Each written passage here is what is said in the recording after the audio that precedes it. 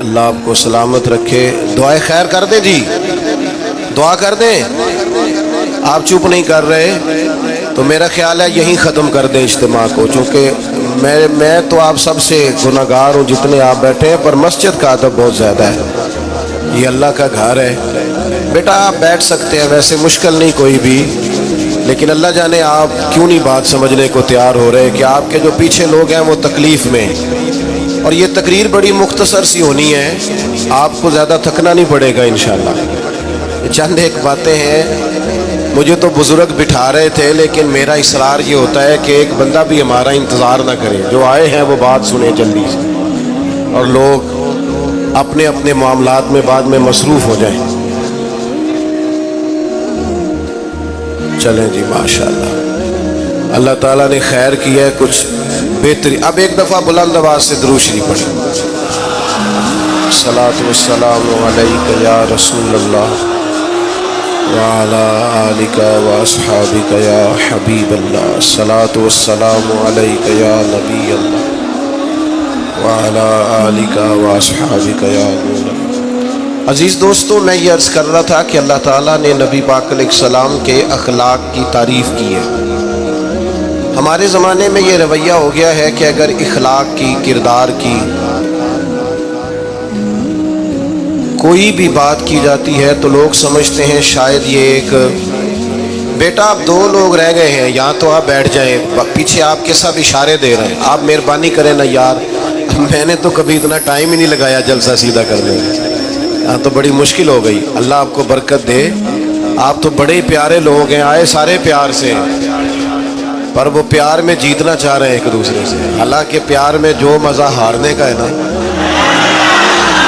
جتن جتن تے ہر کوئی کھیڈے تو ہارن کھیڈ فقیرہ, جتن دا مل کوڈی پیندائی ہارن دا مل ہیرا. اس میں تو قربانی دینی چاہیے, ایک دوسرے پر اثار کرنا چاہیے, کہنا چاہیے یار آپ بیٹھ جائیں, میں ذرا پیچھے چلا جاتا ہوں. یہ تو دینی ماحول ہے, اس میں تو اثار کی ضرورت.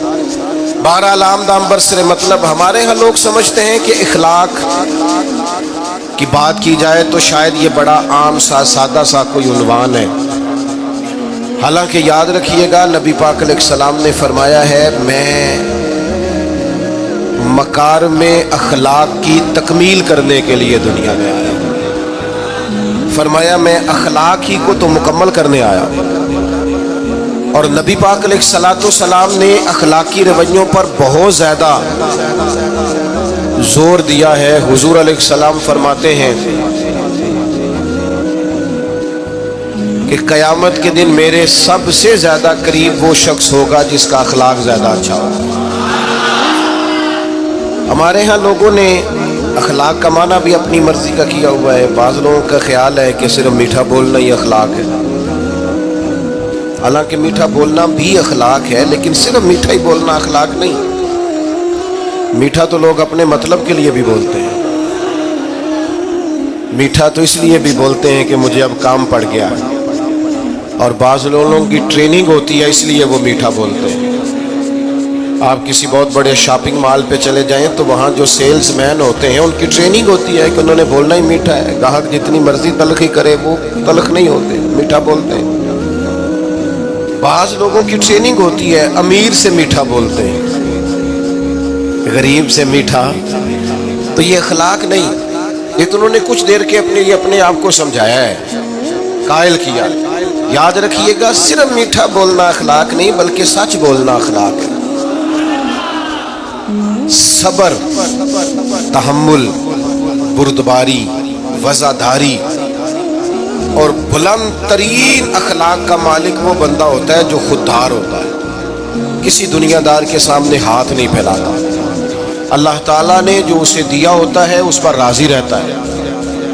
اس کے مزاج میں, اس کی کو ذرا کم کر دیں جی, اس کے مزاج میں لالچ نہیں ہوتا. ہرس, ہوس, طمع, مفاد پرستی, یہ چیزیں جس آدمی کے مزاج میں نہیں ہوتی وہ شخص با اخلاق ہوتا ہے. اور بندے میں مروت ہو, وفاداری ہو, خلوص ہو, للہیت ہو تو بندہ با اخلاق ہے. میرے دوستو, جس طرح ہم اپنا مکان محنت کر کے تعمیر کرتے ہیں اور تھوڑا سا بھی درزی اگر کپڑے میں فرق پیدا کر دیتا ہے تو ہمارے لیے مشکل ہوتا ہے پہننا. ہم محنت کر کے تعمیر کرتے ہیں لباس کی. ہم اپنے لیے تعمیر کرتے ہیں چیزوں کو کہ بالکل ٹھیک اور پرفیکٹ چیزیں ہونی چاہیے. اسی طرح ہمیں اپنے کردار کو بھی تعمیر کرنا پڑتا ہے. اس پر ہمیں محنت کرنی پڑتی ہے. جس چیز پر بھی محنت کی جاتی ہے وہ قیمتی ہو جاتی ہے. جب ہم تھوڑی محنت اپنے اخلاق پر بھی کریں گے نا, اپنے رویوں پر بھی کریں گے, تو اس میں بھی بہتری آ جائے. اصل مسئلہ یہ ہوا ہے امت کے ساتھ کہ ہم نے یہ سمجھنا شروع کر دیا ہے آج کے دور میں کہ شاید لوگ صرف تقریر ہی سنیں گے, شاید لوگ صرف تصویر ہی دیکھیں گے, شاید لوگ صرف ہمارا آنا جانا, دبدبا, استقبال, پروٹوکول دیکھیں گے. حالانکہ یاد رکھنا سب سے زیادہ جو چیز تبلیغ کرتی ہے وہ انسان کا کردار ہوتا ہے, وہ اس کا اخلاق ہوتا ہے. بہت سارے بزرگ تو ایسے جو تقریریں کرتے ہی نہیں تھے. اعلیٰ حضرت بریلوی رحمۃ اللہ علیہ تو کبھی کبھار کوئی گفتگو کرتے تھے, تقریر ہوتی نہیں تھی, لیکن ان کے کردار کی خوشبو ایسی تھی جو پاس بیٹھتا تھا درد والا ہو جاتا تھا, جو قریب رہتا تھا اس میں خلوص آ جاتا تھا. آپ جو اٹھتے بیٹھتے چلتے پھرتے کہتے ہیں اسی سے پتہ چل جاتا ہے کردار کس طرح کا ہے. اس کے لیے آپ کو, اور ویسے بھی امام راضی رحمۃ اللہ علیہ سے کسی نے کہا تھا با اخلاق کون ہوتا ہے؟ فرمایا جسے نیکیاں کرنے میں تکلف نہ کرنا پڑے, نیکی بڑی آسانی سے اس سے سرزد ہو جائے, وہ بندہ اخلاق والا ہوتا ہے. آسانی سے نیکی کر لے, مشکل درپیش نہ ہو, بندہ با اخلاق ہوتا ہے. جب جب ہمارا اخلاق اور کردار اور لب و لہجہ اور اٹھنا بیٹھنا, آپ بڑی تعریفیں کریں گھر جا کے کہ میرے استاد بڑے قابل ہیں, آپ کہیں میں بہت عالی شان پیر صاحب کا مرید ہوں, کیا بات, لیکن خدا نہ کرے بیوی کو گالی دے تو وہ اسی وقت کہہ دے گی یہ سکھایا تجھے تیرے پیر صاحب نے, یہ استاد صاحب سے سبق پڑھ کے ہے, یہ اس تنظیم کا آدمی ہے. وہ کبھی قبول نہیں کرے گی آپ کے استاد کو, آپ کے پیر صاحب کو, آپ کی تنظیم کو, کہے گی پتہ ہے مجھے کس پانی میں یہ سکھاتے ہیں تمہیں. جب تک اخلاقی رویہ بدل نہیں جاتا, آپ کہیں میں بڑی محافل کراتا ہوں, میں بہت بڑا آدمی ہوں اور میں بڑے دینی کام کرتا ہوں اور میں اپنے اوپر لیبل رکھتا ہوں, لیکن آپ کا دوستوں کے ساتھ اٹھنے بیٹھنے میں حلال حرام کی تمیز میں ہی کوئی خیال نہ ہو تو کوئی نہیں مانے گا آپ کی بات.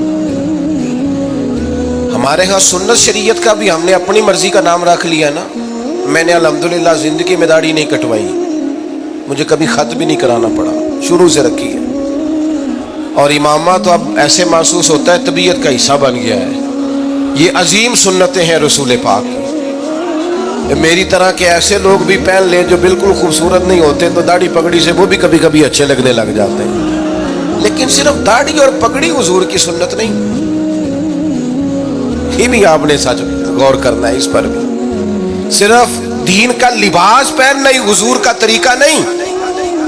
اخلاق اور کردار کو سمجھیں. حضور کی جو سنت سب سے پہلے لوگوں میں معروف ہوئی تھی, جس سے تعارف ہوا تھا, وہ تو صادق اور امین ہونا ہے. او بھائی سچ بولنا بھی تو حضور کی سنت ہے نا, دیانتدار رہنا بھی تو نبی پاک کا طریقہ ہے نا.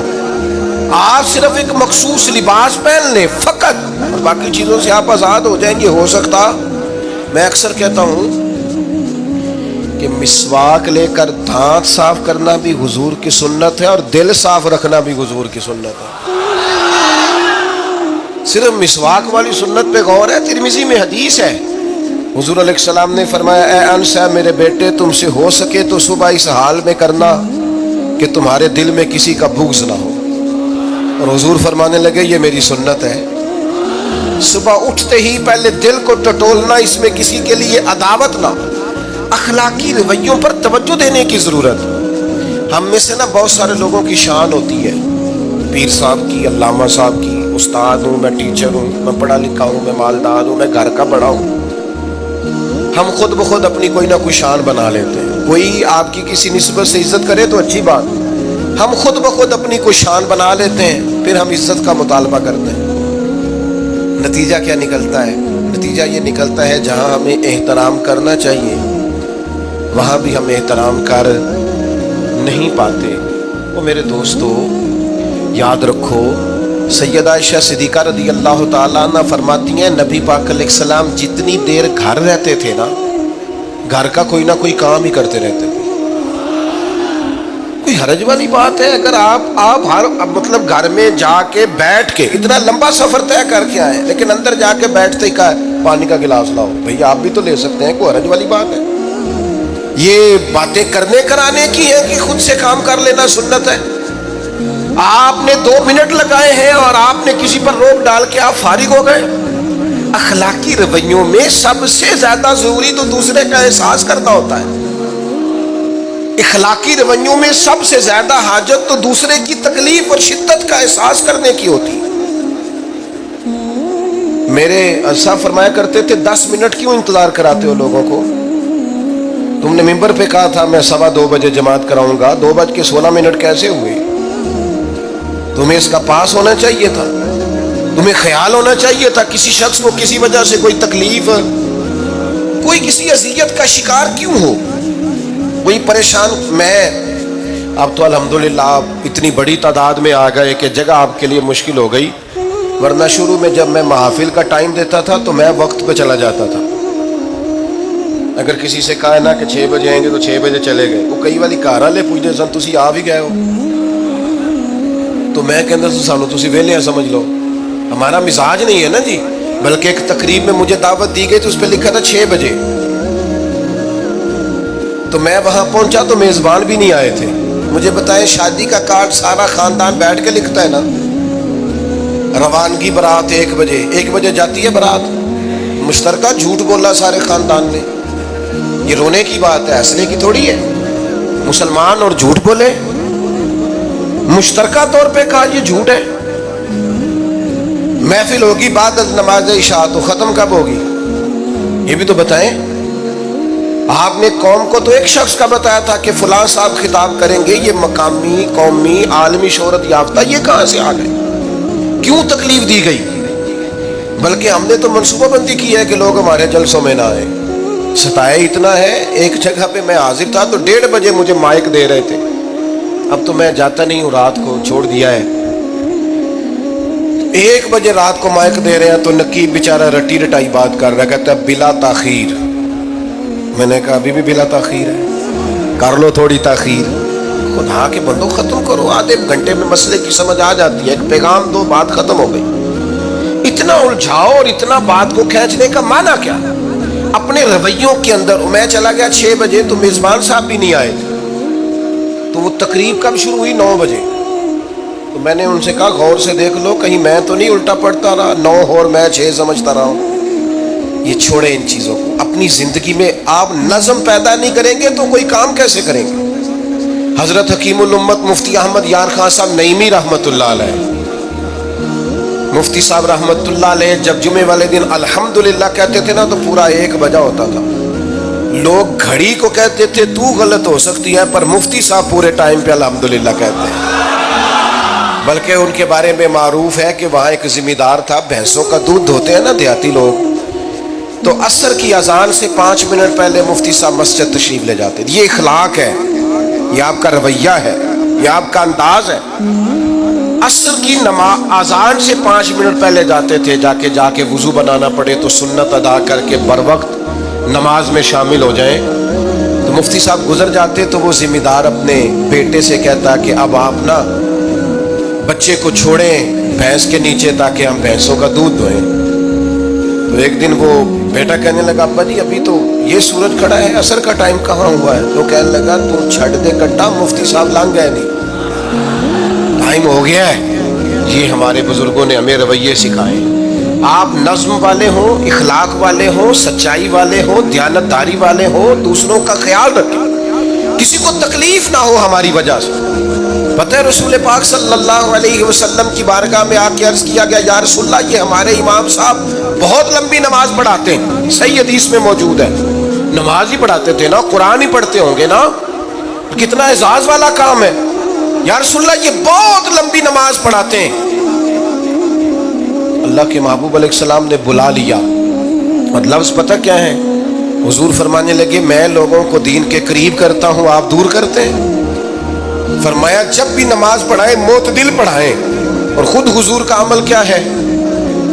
हुजूर फरमाते हैं जब मैं नमाज में खड़ा होता हूँ तो मेरा दिल करता है मैं लंबी नमाज पढ़ाऊँ। हमारा जब किसी शय को दिल करे तो हम छोड़ते हैं, मेरा दिल करता है मैं लंबी नमाज पढ़ाऊँ।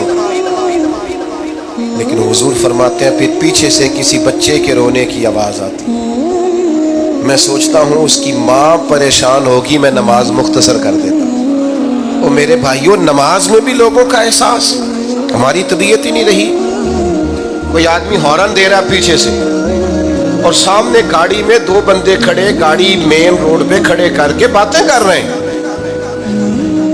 और वो हॉर्न बजा रहा है तो कहते हो ठहर जा, आग बुझानी है जाके। एक तो आपने इतना जुल्म किया कि आपने रोड बंद किया, और दूसरा अखलाकी रवैया ये है, और मेरे भाई ये भी बद अखलाकी है कि आप अपना मोटरसाइकिल मेन रोड पे खड़े करके दुकान पे चले जाएं, लोगों को तकलीफ में डालेंगे। इस्लाम इसकी इजाजत नहीं देता। रस्तों के निशान मिटाने वाले को नबी पाक ने तंबीह फरमाई, किसी को तकलीफ हो, अजियत हो। और बाद लोग समझते हैं कि मैंने प्रेशर में रखी हुई है दुनिया, डरते हैं लोग मुझसे। जो डर के इज्जत करता है वो खौफ खाता है, और जो मोहब्बत से तुझे सलूट करता है वो तेरा एहतराम करता है।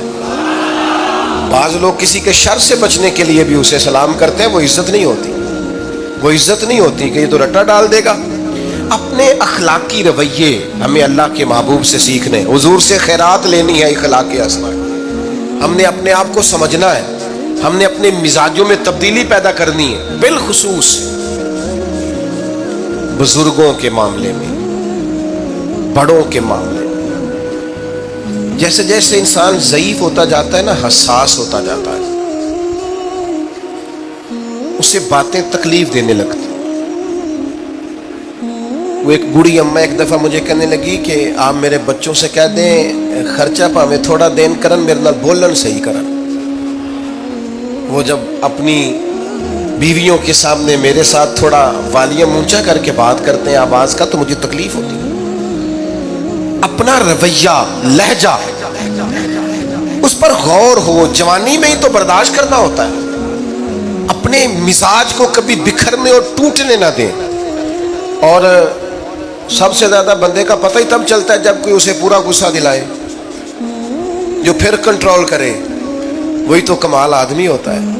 आके कहा गया था ना नबी पाक अलैहिस्सलाम को कि या रसूलल्लाह वो माज़अल्लाह इन लफ्ज़ों के साथ ताना और तशनी करते हैं, नकले कुफ्र ना बाशत। तो हुजूर फरमाने लगे वो पता नहीं किसकी बातें करते हैं, मुझे तो अल्लाह ने मोहम्मद बना के भेजा है। मैं तो मोहम्मद हूँ, और मोहम्मद होता ही वो है जिसकी तारीफें हों। तो पता नहीं किसकी बातें कर रहे हैं, छोड़ो। वो पता नहीं उसकी बात कर रहे होंगे जिसका वो माज़अल्लाह नाम बिगाड़ते हैं। मेरे अजीज, थोड़ा सा बर्दाश्त, और आप जुमलों से गौर करें, किसी के लहजे से गौर करें कि वो बंदा कहीं तकलीफ में तो नहीं, आजमाइश में तो नहीं। मैं पहले ही मुख्तसर तकरीर करना चाह रहा था, अब आप लोगों ने और मुख्तसर करा दिया मुझसे, तो मैं बस बात को समेटने लगा हूँ, आप गौर फरमाएंगे। एक दिन नबी पाक अलैहिस्सलाम ने सैयदा आयशा सिद्दीक़ा रज़ियल्लाहु ताला अन्हा से फरमाया, हुजूर फरमाने लगे आयशा जब आप मुझसे खुश होती हैं तब भी मुझे पता चल जाता है, और जब आपके दिल में कोई बात होती है तब भी पता चल जाता है। तो सैयदा पाक अर्ज करने लगी, हुजूर मुझे मेरी माँ रोए, मैं और आपसे नाराज। तो करीम फरमाने लगे बताऊं फिर? या रसूलल्लाह फरमाइए। हुजूर फरमाने लगे आयशा आप कभी कभी कसम उठाती हैं? या रसूलल्लाह उठाती हूँ। फरमाया जब आप खुश होती हैं तो कहती हैं मुझे रब्बे मोहम्मद की कसम, और जब दिल में कोई बात होती है फिर कहती हो जनाबे इब्राहीम खलील के रब की कसम। फिर हजरत इब्राहीम की निस्बत से कसम उठाती हो तो जनाबे आयशा कहती हैं हुजूर की बात सुन के जो मेरा हाल था मैं बता नहीं सकती। या रसूलल्लाह आप इतना ख्याल करते हैं, यहां तक ख्याल फरमाते हैं कोई क्या बोल रहा है? कहती मैंने फौरन अर्ज की कि या रसूल अल्लाह मुझे रब्बे मोहम्मद की कसम हो, मेरी जुबान से नाम ही जाता है, मेरे दिल में आप हर वक्त मौजूद रहते हैं। दिल में आप एहसास पैदा करेंगे, आप थोड़ा सा गौर करें। آپ کسی کی تکلیف کے بارے میں حساس ہوں گے. میرے بھائی پتہ کیا ہوتا ہے، 2 منٹ کا غصہ ہوتا ہے ہمارا، اور کئی دفعہ عمر بھر کا پچھتاوا چھوڑ جاتا ہے. ہمیں احساس ہوتا ہے ہم سے غلطی ہو گئی، ہمیں خیال ہوتا ہے کہ یہ لفظ مجھے کہنے نہیں چاہیے تھے، پر ہم سے سرزد ہو جاتے. میں ذاتی طور پہ آپ سے ایک بات عرض کروں، یہ میں ابھی آیا ہوں نا تو دوست پکڑتے ہیں، دوڑتے ہیں. خیر اب فرق بھی ہے پکڑنے والے میں، پہلے دعا لینے والے ہوتے تھے، اب سارے فوٹو لینے والے ہوتے ہیں. یہ بھی مسئلہ ہے. اور بعض لوگوں کو فوٹو چاہیے ہوتی ہے، باقی جو ہوتا ہے ہو جائے، اس سے غرض نہیں ہوتی. میں نے بہت ساری جگہوں پہ جانا چھوڑ دیا ہے. اس کی وجہ یہ ہے کہ میری وجہ سے لوگوں کو تکلیف ہوتی ہے. اب میں یہاں موجود ہوں، یہاں سے مجھے آگے بڑھنا ہے. اب جہاں مجھے آگے جانا ہے وہ مجھے اس بات کی اجازت نہیں دے رہی چیز جہاں مجھے پہنچنا ہے کہ میں رکوں اور ایک ایک آدمی سے ملوں. جہاں ہمیں کہیں اور جانا ہوتا ہے وہ یہ تو پوچھتے ہی نہیں کہ آپ نکلے ہیں کہ نہیں نکلے، وہ تو کہتے ہیں کتنے پہنچے ہو. اب اتنی گنجائش نہیں ہوتی، لوگ آ رہے ہوتے ہیں. میں داتا صاحب رحمۃ اللہ علیہ چلا گیا حاضری دینے کے لیے، اس قدر دوڑ دھوپ ہوئی، لوگ اس طرح بھاگے. ظاہر ہے کچھ قرآن مجید پڑھ رہے ہوں گے، کچھ عبادت کر رہے ہوں گے. کئی دنوں تک میری طبیعت پہ بوجھ بنا رہا کہ تیری وجہ سے لوگوں کو تکلیف. بہت ساری جگہوں پہ نہیں جاتا، سائڈ پہ ہو جاتا. کیوں؟ تکلیف ہوتی ہے، لوگوں پریشانی ہوتی ہے. ہمارا یہ تو مزاج ہے نہیں الا ماشاء اللہ کہ ہم کسی معاملے میں حالات کی نزاکت کو بھی سمجھیں، لیکن وہ چیزیں بوجھ بن جاتی ہیں بعض اوقات. اور یہ بوجھ ہمیں لینا چاہیے. ایک ہے کہ ہم لذت کشید کریں کہ دیکھا لوگ کیسے بھاگ رہے ہیں، اوہو کیا بات. یہ نفس کے لیے تسکین ہے پر تھوڑی دیر کی. اخلاقی رویہ یہ نہیں ہے. اخلاقی رویہ یہ میں نے ان دو کام ہو جائے، لوگوں کو تکلیف ہوتی ہے. بعض بزرگ اپنا آپ سمیٹ بھی نہیں پاتے بیچارے اور اذیت میں آ جاتے ہیں. تو میرے عزیز کچھ تھوڑا سا ہمیں اس بات کا بڑے مجموع میں آنے جانے میں بھی خیال رکھنا چاہیے کہ یار آپ گزر جائیں ذرا پیار سے پہلے. میں ہمت ور رکھتا ہوں میں تھوڑی دیر کے بعد آ جاؤں، لیکن وہ ہمارے ہاں بس میں چڑھنا ہو، کسی اجتماع سے نکلنا ہو، جانے ہمیں کیا ہو جاتا ہے. اور پروٹوکول والوں کو بھی چاہیے کہ تھوڑی دیر کے لیے پروٹوکول چھوڑ دیں، وہ بھی ذرا سادگی سے ہو جائیں. کچھ فرق پڑتا. جب تک ہم یہ احساس پیدا نہیں کرتے ہمارا اخلاق درست ہو سکتا. اپنے اندر بالخصوص اور تھوڑی دیر کا غصہ ہوگا آپ کا، پچھتاوا چھوڑ جائے گا. اس غصے کو چھوڑ ہی دینا تھوڑی دیر کے لیے، 2 منٹ کے لیے چھوڑ دیں. کچھ سخت بات ہی کرے گا نا، برداشت کریں. حضرت عمر بن عبدالعزیز گزر رہے تھے، رات کا وقت تھا، لکڑی کے جوتے پہنے ہوئے تھے، کھڑاؤں جن کو کہتے ہیں. ایک بزرگ فٹ پاتھ پہ سوئے ہوئے تھے، جناب عمر بن عبدالعزیز کا پیر آ گیا بابا جی کے پیر.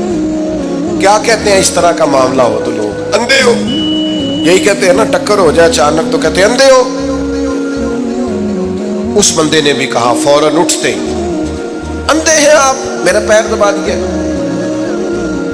بڑا سخت موقع ہے. بادشاہ وقت، امیر المومنین اور امت کے صالحین کے امام حضرت عمر بن عبدالعزیز اندھے ہیں. تو یہی موقع ہے، یہاں تو آپ اینٹ کا جواب پتھر سے دے لیں، یہاں پھر آپ ذرا چپ کر جائیں اور اس کوڑے گھونٹ کو 1 منٹ کے لیے پی کے دیکھیں، پھر اس کی شفا کتنی ہے. حضرت عمر بن عبدالعزیز ہنس پڑے، فرمانے لگے نہیں بزرگوں، اندھا نہیں ہوں، مجھے نظر آتا ہے. وہ جو 7 سپاہی تھے نا، یہ کیتلی چائے سے زیادہ گرم ہوتی ہے ہمیشہ، انہوں نے تلواریں نکال لی. آپ نے فرمایا تمہیں کیا ہوا؟ حضور اس بے ادب نے آپ کو اندھا کہا ہے. فرمانے لگے نہیں کہا. کہا جناب کہا ہے. فرمایا نہیں کہا. میں کہا ہے جناب نہیں کہا. تو آپ فرمانے لگے بابا جی آپ سے بات کر رہے تھے مجھ سے کر رہے تھے؟ کہا جی آپ سے ہی بات کر رہے تھے. تو فرمانے لگے انہوں نے مجھے اندھا نہیں کہا، انہوں نے تو ایک سوال پوچھا ہے. جتن جتن ہر کوئی کھیڈے تو ہارن کھیڈ فقیرا، اوے جتن دا مل کوڈی پیندائی ہارن دا مل ہیرا. انہوں نے کہا بابا جی نے سوال پوچھا، انہوں نے پوچھا ہے اندھے تو نہیں؟ تو میں نے جواب دے دیا نہیں مجھے نظر آتا ہے، اس میں جھگڑے والی کون سی بات ہے؟ اتنا سا ہی تو مسئلہ ہے. اگر اس کا غصہ بنا لیا جاتا اور سخت رد عمل دیا جاتا تو عمر بھر پچھتاوا رہتا. والد صاحب کے سامنے تو میرے خیال ہے کر ہی لیں گے, ایسا کر لیں گے نا. اگر وہ غصہ کریں تو کہیں گے نا ابا جی جیسے آپ کہتے ہیں ہو جائے گا, مشکل تو نہیں. اماں جی کے سامنے تو کر لیں گے نا.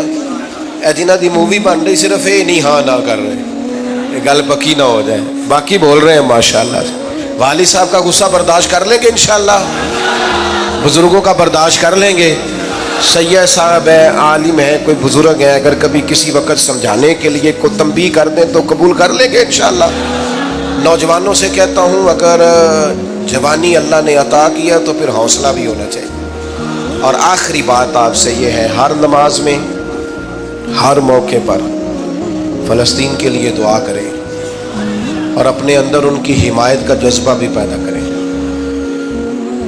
امت ایک جسم کی طرح ہے, اگر آج امت ان کا احساس نہیں کرے گی تو پھر یہ امت واحدہ ہونے کا ثبوت نہیں دے گی.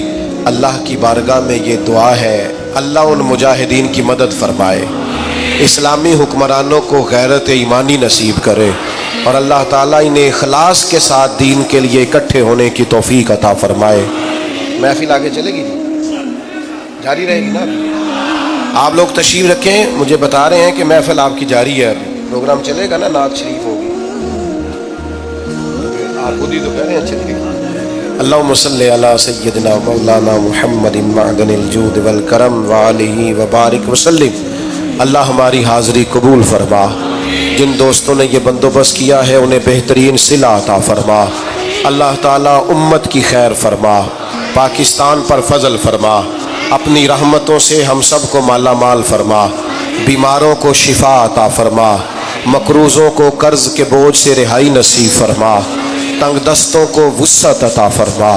اللہ عالم اسلام کے حق میں رحمت والے فیصلے فرما, فلسطین کے مجبوروں کی مدد فرما, صہیونی طاقتوں کو نیست و نابود فرما. اللہ تعالیٰ دنیا ہو یا آخرت ہو ہماری پردہ پوشی فرما, ہمارے حال پہ رحم فرما, ہم سے درگزر فرما, علم نافع عمل صالح کی توفیق عطا فرما, سجدوں کا ذوق اور عبادتوں کا شوق عطا فرما, تلاوتوں کی لذت عطا فرما, اپنی رحمت اور اپنا فضل نصیب فرما. رب اغفر وارحم وانت خیر الراحمین. وصلی اللہ تعالی علی حبیبہ سیدنا و مولانا